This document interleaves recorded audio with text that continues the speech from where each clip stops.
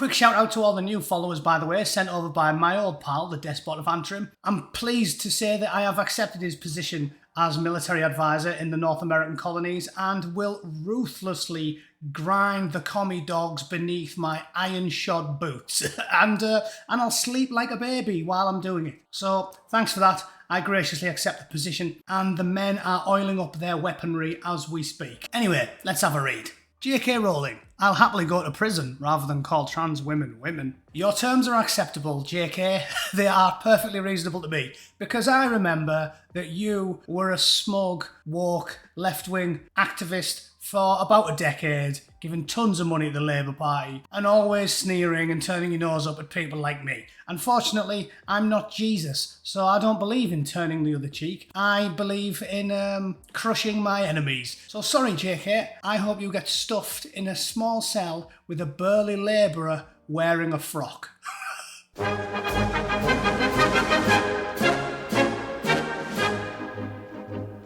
Joking aside, obviously I don't really support locking people up for this. However, I thought the story was worth mentioning because it's yet another case of, why don't you listen?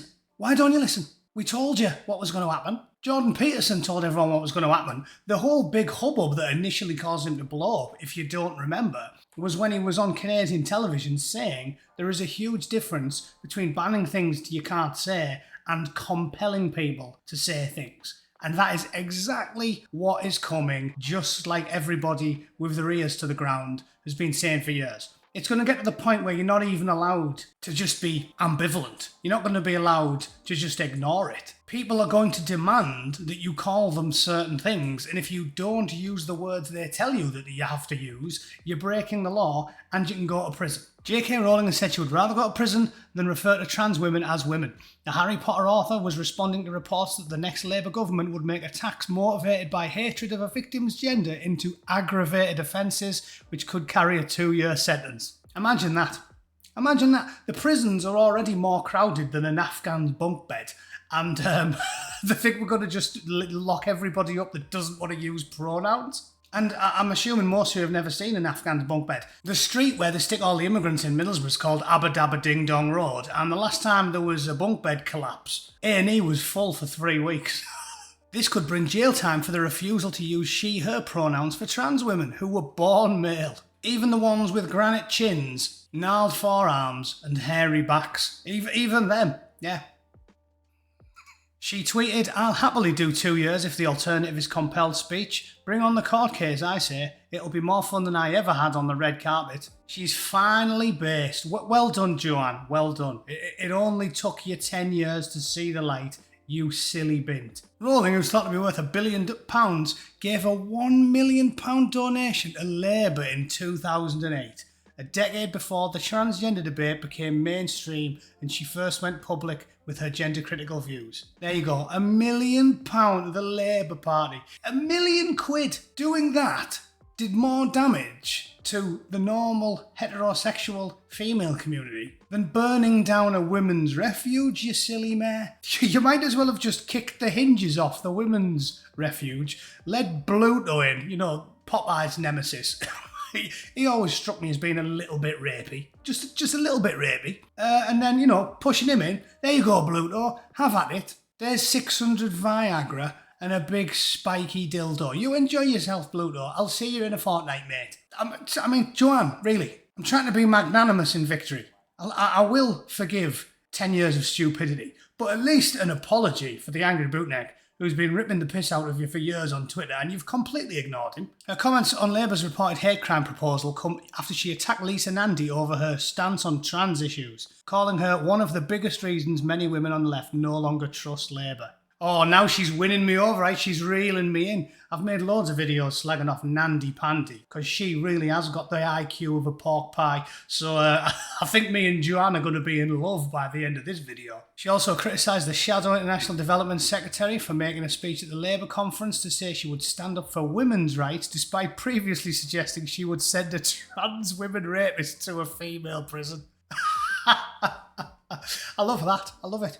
I'm standing up for women's rights. What are you going to do to stand up for women's rights? Well, I'm going to get this big hairy sailor with a penchant for buggery. I'm going to send him to the female prison because he's put a wig on. And a bit of lippy, a bit of pink lippy. Brilliant. This is another one of them things where I keep talking about where they're just up is down and left is right. They go on about how women are unique and special, but whenever a bloke wants to pretend he's a bird, he does like a bad stereotype of a woman. I don't think all women behave like that, but apparently they do. Because if you want to be a woman, but you look like me, all you have to do is put pink lippy, pink leggings, carry a My Little Pony packed lunchbox, and have a woolly hat with a Mr. Men on it, and they'll let you straight into the female jail. So, seems like they're stereotyping people. Weird. Staggeringly hypocritical. Weird. Hinting at Labour's crackdown should it win the election next year. When it wins the election next year. I'm sorry, but the Conservatives can't be woke for 10 years and then expect to win an election. I am not voting for them. I don't care if Labour start locking people up for talking funny. Annalise Dodd said, the Conservatives are failing to project LGBT plus people with their inability to get a handle on hate crime. Labour will strengthen the law to ensure the perpetrators of anti-LGBT hate can no longer dodge longer sentences. Brilliant. So the loony left that's been soft on crime for decades is finally going to crack down on crime, but only if you don't like seeing a 6'5" bird in the women's restroom snapping one off loudly in the cubicle, right, farting aggressively. Basically, you know when there's something dodgy going on in the women's toilets, when a particularly tall one walks into the cubicles, locks the door, and then half a second later, it sounds like a lumberjack ripping a wet telephone directory in half. And then going, stitch one on that bastard. Yeah. As they are defecating. Right. That's going to be happening. Your daughter is going to be cowering in the cubicles a foot away from Clive, curling out a foot of brown cable whilst swearing. A set of hairy ankles poking under the cubicle door. It's going to be brilliant. And if you say anything about any of that, well, you're nicked, fella. You're nicked. The only plus point I can think of is you just have to tell them you're a lass in court, and you can share a cell with JK. So I guess if I move back to England, I'll probably see me and Joanne will be bonding in a jail cell. So we'll be great pals.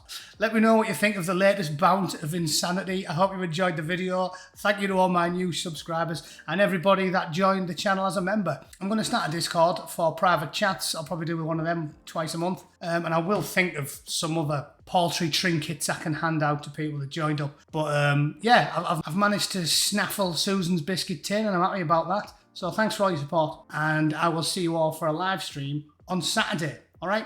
Thanks for watching. Cheers. See you later.